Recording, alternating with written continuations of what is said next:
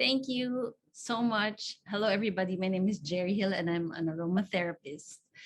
Whenever someone reaches out to me and I hear the words stress management, stress relief, and aromatherapy in the same sentence, I'm always going to say yes to any opportunity to be able to speak about it.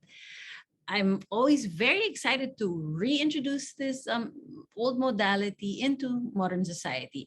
I love sharing how it's evolved over thousands of years. And on my journey as a student of aromatherapy, I've learned to appreciate how critical it is for us to understand a little bit about the science behind it, how oils interact with our sense of smell, our brain pathways and skin, and why our ancestors turned to plants to help make us feel better. With that, please allow me to share a little bit about myself and what got me started in essential oils. Again, my name is Geri, and before I was an aromatherapist, I'm actually a musician. I have a composition and theory degree in music, and straight from the UP College of Music, my husband and I dove headfirst into the music and advertising industry and worked there for 30 years. Yes, 3 decades. And although I love music and I still do, the advertising industry is very cutthroat. And in 2003, we lost our then studio in a fire that gutted everything in under 4 hours. I would say that that is a really crucible event in my life, truly a stressful time. As that happened to any of you, I mean, almost always someone is going to have a life event that is pivotal. And for me, as a young person, that was it. And for many of my otherwise very steady friends, it's the pandemic. I think it's safe to say that most everyone has been affected by this pandemic in one way or another and has experienced moderate to high levels of stress. So back to my story, I was young then, and together with my husband, Dan, who was also a musician, we still had the drive to build again. But it was a long uphill climb, and I had no idea what the impact of long-term stress was going to have on me. So not too long after I started exhibiting signs of adult asthma, I was under the care of my father-in-law, who is also a physician, alongside our own family doctors. And apart from the toxins in my personal care and cleaning products, they also identified emotional stress as one of the big triggers for my asthma. So with the doctor's help, I cleaned up my act. I made some big lifestyle changes. My family ate better. I took some culinary courses on healthy eating, which means we started to eat right. I began to exercise regularly. I started replacing chemicals in our home with natural and plant-based solutions. I pursued more holistic modalities to help me manage my stress because I was in a very, very toxic industry. And that eventually led me to essential oils. I am so thankful to my doctors who understood what I was doing for myself, because it was through their guidance that I discovered that science and natural remedies can actually harmoniously coexist. Now, I don't claim to know everything, but I've been oiling for about 7 years, and I also received my aromatherapy certification from the New York Institute of Aromatherapy, and I'm a member of the Alliance of International Aromatherapists. I love to learn, and I continue to expand my knowledge through this holistic modality, and I educate a community of thousands of families who seek wellness using what can be found in nature. So that's pretty much my cup of tea. So much so that in 2019, I created and developed the first essential oils app in the Philippines, the Garden EO app. It was designed to make learning about the basics of essential oils and aromatherapy accessible and easier for everyone. And I hope I'm able to do that for you today. So connect with the plants and aromas with me, and understand the connection between the mind and body. And because when it comes to wellness, you'll find out that they're really quite linked. And together, let's lean into nature, discover how nature can powerfully impact our emotions and overall well-being. Okay, so what is aromatherapy? The quick and simple answer, according to experts, is the study and application of essential oils. It's also referred to as essential oil therapy, and that's how a lot of modern practitioners like to call it. This modality encompasses the holistic application and use of essential oils to support the health and well-being of the individual, which now begs to ask the next question. ano ba talaga yung essential oils? What are they? Well, they are the plant's life force. They help regulate itself and add overall wellness. Generally, essential oils do three things in a plant. They attract, like in plants, they attract, the essential oils attract beneficial bugs to pollinate. Um, Essential oils also repel. So they repel against dangerous insects, they protect the plant from bacteria and disease. And then they also communicate, they send important chemical signals within itself to regulate itself and among other plants. So this is where it gets interesting because our bodies are so compatible with plants. They work also in much the same way for humans. So we use aromas also to attract fragrance, maybe to attract a potential mate. We use aromas also to repel. You just think of what citronella and lemongrass can do. And then we use also the oils or plants to communicate and regulate our body. Okay, so where do they come from? They're extracted from leaves, roots, shrubs, flowers, rind, and resin. And the purest essential oils are far more powerful than the botanicals from which they were extracted. Now, there seems to be a growing interest in them these recent years, but essential oils aren't exactly new. In fact, they've been here for thousands of years. They've been used for health and wellness in history. They were really our first medicine. As Filipinos, we don't have to look far when we think of traditional uses of plants and leaves such as guava and malunggay, right? They also have been used for centuries for cosmetic and beauty purposes. There are many records that show how even Cleopatra used essential oils and plants to keep herself youthful. Okay, and also the oils have been plants and oils have been used for their emotional and spiritual uplifting properties. And there are many accounts in ancient civilizations how to show how aromas were used in offerings and also bringing one to a balanced state. I mean, today we still use frankincense resin in churches and a lot of aromas and incense for meditation. So uso sila ngayon, but they've really been around forever. Excuse me. Okay, but I have to say that not all oils are created equal. Not all essential oils are created equal. In fact, so many essential oil companies have sprung up in the last decade. And this is really important to note as there are no regulations on labeling. We should really educate ourselves when we're choosing to purchase essential oils, especially if we're interested in their beneficial action to our overall wellness, not just how they smell. So the oils that I use in my aromatherapy practice are from the world leader in the industry, Young Living. They have set the standard for purity and potency for almost 30 years through their seed to seal process.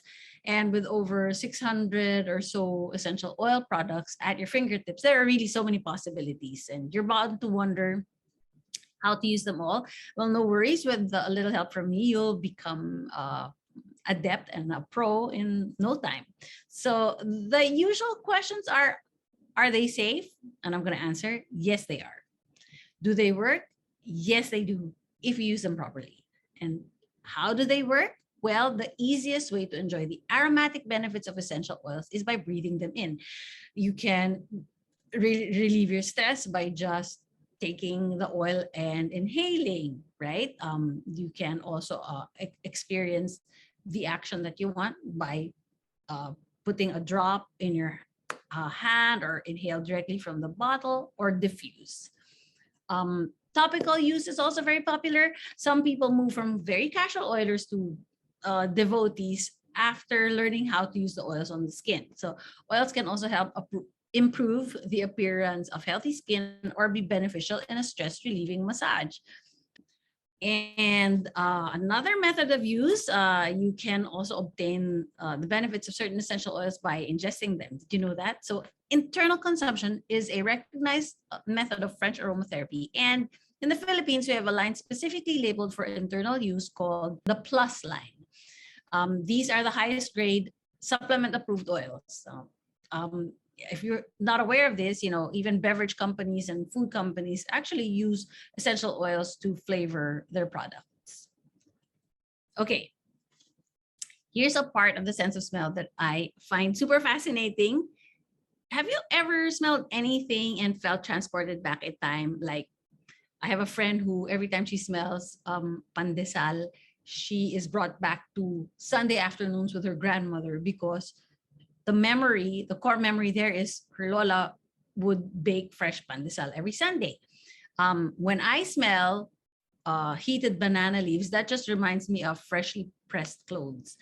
And also when I smell pine, it brings me back to holiday memories in Baguio. So scent is like that. It is really connected to our memories. Okay. And in our aromatic studies, we've learned that it's deeply connected to memories and is a powerful sense. We've discovered that during the pandemic when so many people lost their sense of smell.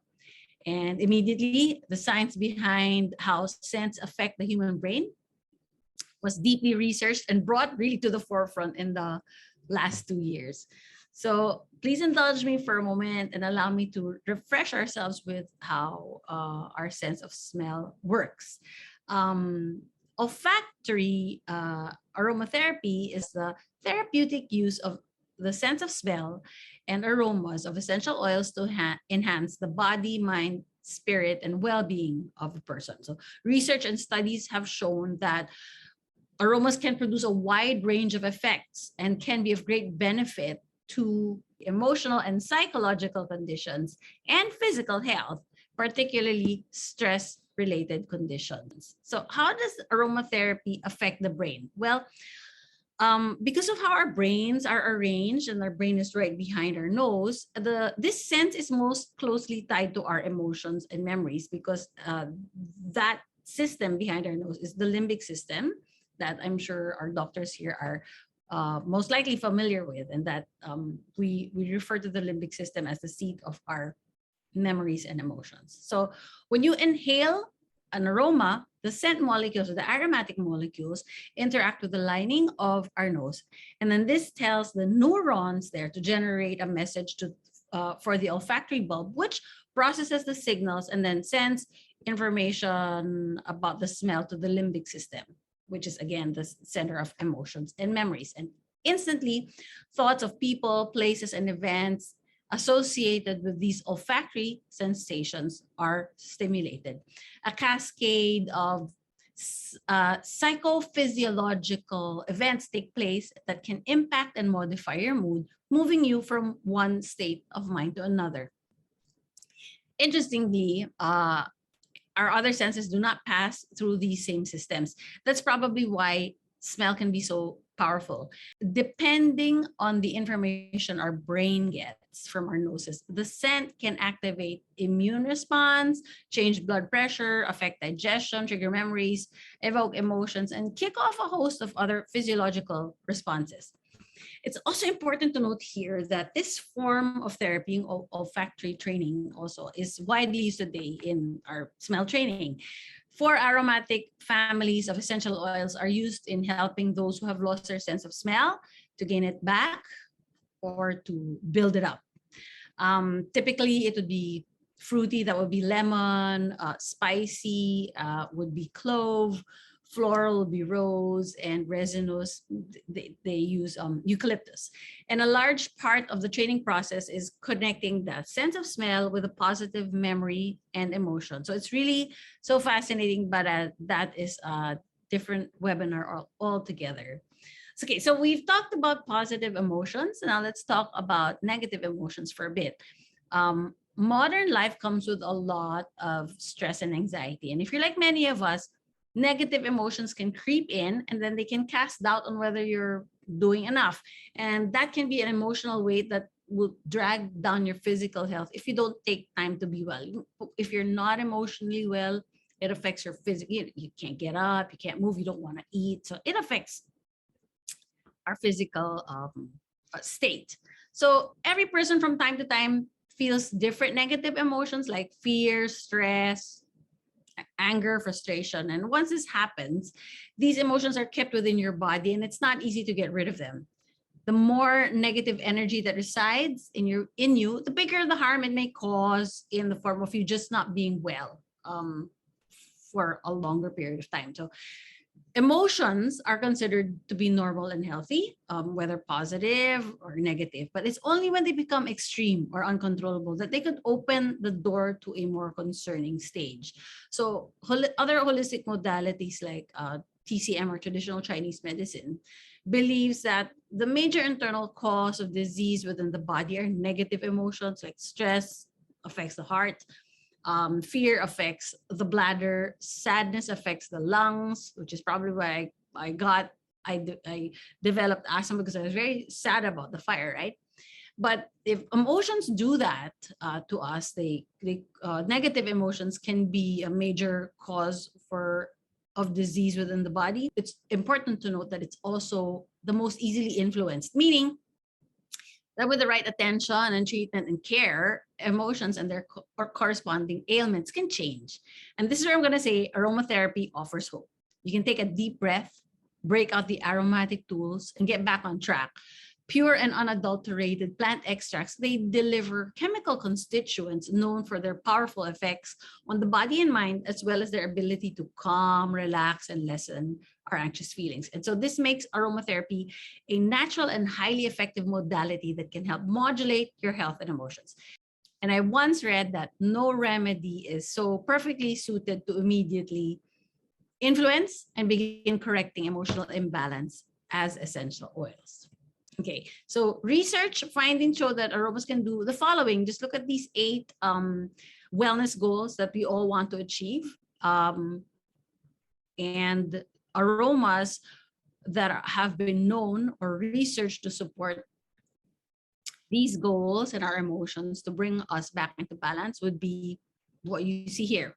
To alleviate anxious feelings, it would be frankincense. To bring relief by altering perception to the brain, it would be ginger. Induce sleep and relaxation, it will be lavender. Even down there you see affect and improve mood and increase our overall well-being, it will be lemon, the beautiful lemon. So the aromas are really able to regulate our emotions when you inhale them with intention. Okay, so of what value is aromatherapy to the human body and our lives? Just as food is information, the plant extracts offer hundreds of chemical constituents that support and modulate the body to reach balance in order to optimize function and regulate health. Now, this is especially valuable as we face a lot of daily assaults and get caught up in a lot of negativity every day, and as well as the stresses in modern life, like switching to hybrid work or hybrid schooling, and it isn't really about treating illness, but it's about creating wellness every day, every moment, leaving no room for imbalance to thrive. And as Aristotle once said, the physician heals and nature makes well. Okay, up front, you see a beautiful lavender field. This is the Young Living lavender fields in France. And have you ever wondered why an image of a lavender field has become synonymous with essential oil therapy?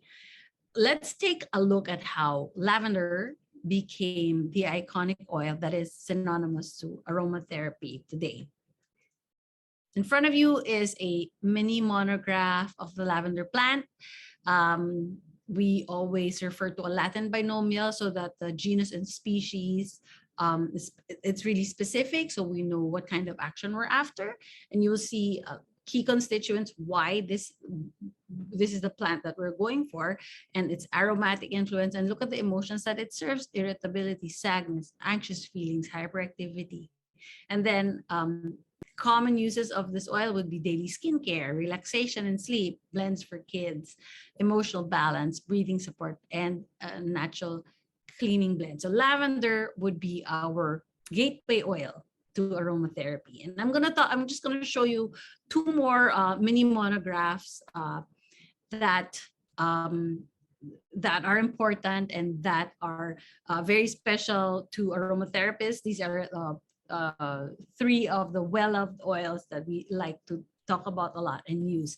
The second one would be lemon or citrus limon, and you can see that the aromatic influence would be, it's uplifting, it's happy, it's invigorating, it's cleansing, it's purifying. Even to what it can do to the dish soap. It can do it to your emotions. It cleanses, it gets rid of what's not wanted. It does the same for the skin, right? So emotions that lemon serves would be irritability, anger, sadness, anxious feelings. And then what I like about lemon, it helps with cognitive health, focus, inspiration, and creativity. So citrus oils are the ones that inspire being creative, and I use that a lot when I put on my musician hat. So common uses, again, natural cleaning blends. I have it in a lot of soaps in the kitchen, skincare, emotional balance, breathing support, and blends for kids. Okay, and the third crowd favorite would be peppermint or mentha piperita. Look at the constituents there on the left side, a lot of constituents.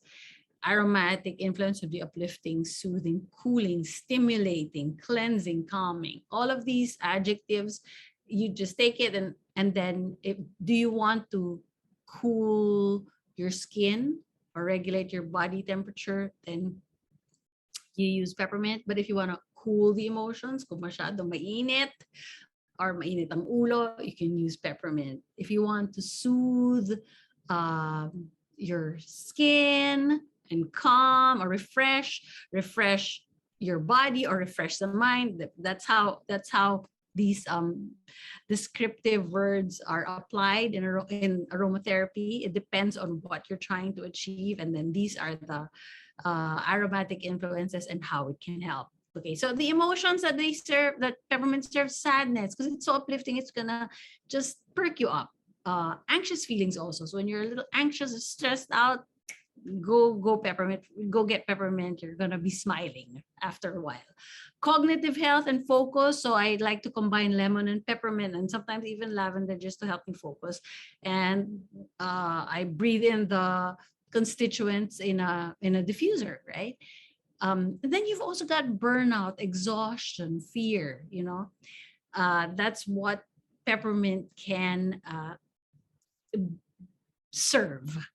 Okay, and then common uses for peppermint would be, of course, breathing support. It's such an opening oil, right? It will open and help deliver oxygen into our body when you inhale it. Digestive support, natural cleaning blends, emotional balance, and skincare. So those are just three of so many oils that I would love for people to get into and explore as just natural solutions. The plants are there to serve us. So it's always like my go-to or my wellness kit or my wellness box when I just need to be brought back to balance. Okay, so hand reflexology is an ancient massage practice that works by targeting areas of your body by applying pressure to specific reflex points on the hand. Now, this holistic therapy has been known to bring about relief and discomfort and tension and pain. So when we're in discomfort and pain, our instinct is to press, right? To press. So hand reflexologists believe that our body's energy channels can become blocked and over time and bring about imbalance. So what you do is you apply pressure to these reflex points in our hands that correspond to certain areas in our body to free up that channel. Just to illustrate, this is a reflexology chart. This practice kasi believes that to promote the clearing of blocked channels, gentle pressure is applied to targeted parts of the hands regularly, helping restore balance and overall well-being to the individual.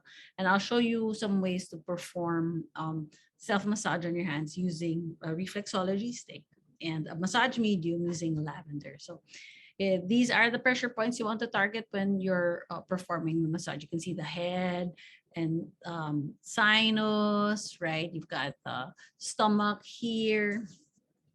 If you look at the back part of the hand, they also have corresponding pressure points, right? So I've personally enjoyed the benefits of this traditional healing by using easy to follow steps. And I'm going to stop sharing my screen and switch over to the second camera.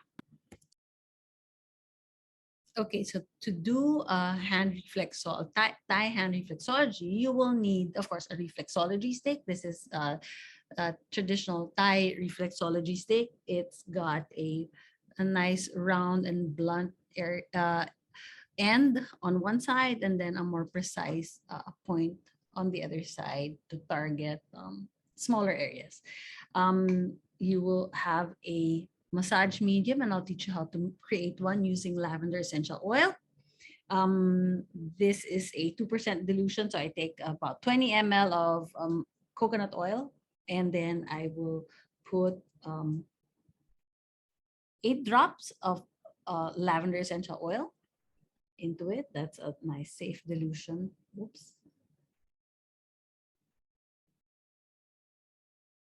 There we go, 8.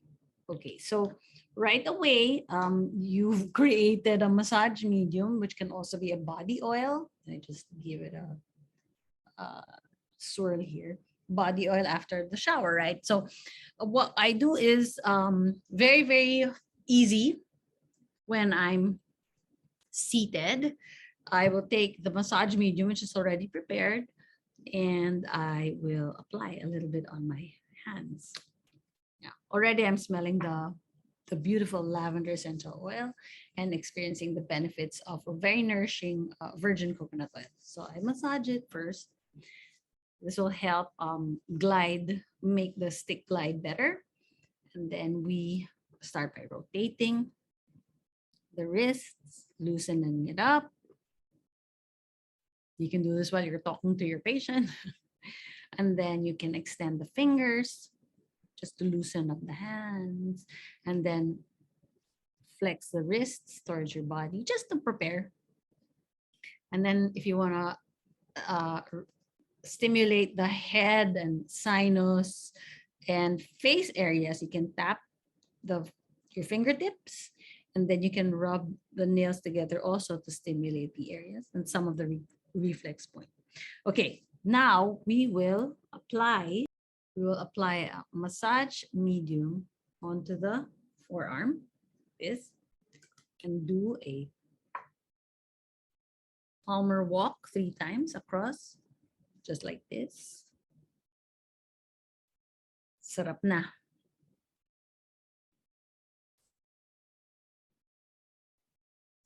And then we do thumb presses 3 times. First, on the lateral line this way, see how I'm doing it?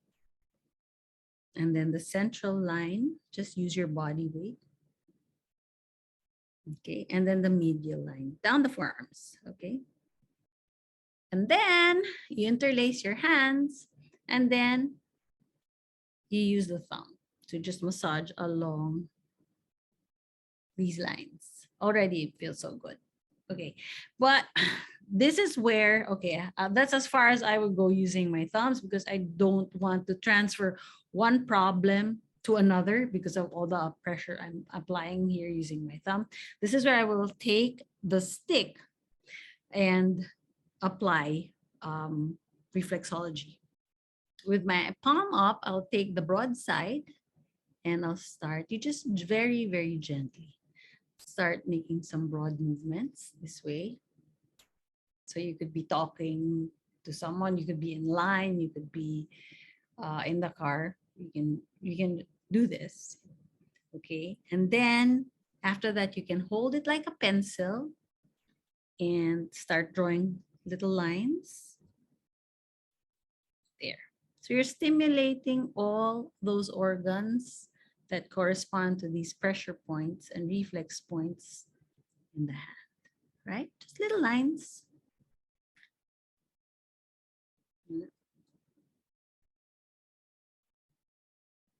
What you want to do is find the movement wherein you have control, okay? You can also go across the hand this way or longitudinally, right? Another way to target certain areas is to just go for the pressure points. Just gently go in, dig, twist, and then release. It's your body. You're going to know where you want to hit those pressure points, right? But it's good to have the reflexology chart so you know if you, oh, I want to target the sinus area or my stomach area, right? You would go straight there, right? Just like that. I'm doing this really quickly just to show you, to demonstrate, but you can take your time. Okay.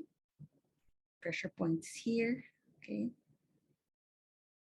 And you can also draw lines again. Okay. Okay. We can also go on the top of the hand and then we again use the broad strokes to gently introduce the technique to the hand or to this side of the hand. And again, there are different corresponding parts to the back of the hand. Like, okay, you can also make a fist and then use the small point and apply pressure here. Okay. Do the same thing, back of fingers, draw little lines, right? Okay. There's one pressure point here that you must avoid if you are pregnant. They say don't do this if you're pregnant, so avoid that. If you're not pregnant, of course, this is another good pressure point. Okay, another technique is the press and flick. Feels good already. Ganyan. Right? And you can also do this, the rub on the side. This is the spinal region. Do this to all the fingers.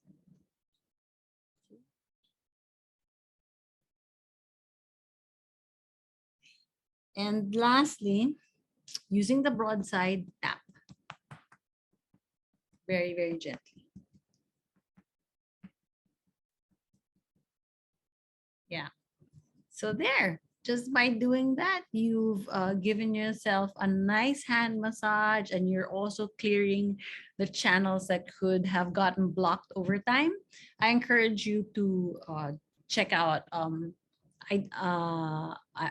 reflexology chart. You can find that online. I have it also on my website so that you can be more specific about where you would like to target clearing the channels in your body. Yeah, so just to recap, some movements would be dragging, right? Dragging, sometimes jabbing, circling, sinking in, and holding. That's really what I wanted to share with you guys today. I just wanted to reintroduce aromatherapy to you all and also mix it with little bit of reflexology. It's my hope that people see how essential oils have truly the power to transform lives when nothing else does, and discover that they can be powerful allies in our quest for wellness. So if you'd like to connect some more with me or find out how you can access the oils and my aromatherapy education, here is my QR code right there. So you get access to my website, my blog, my online classes and video tutorials. So again, ladies and gentlemen, whether for aromatherapy or personal care or fitness and meditation or to support emotions, even for household solutions, all aspects of our lives can get a boost with a few drops of essential oils. Thank you so much for joining me tonight, and I hope to see you soon. Bye-bye.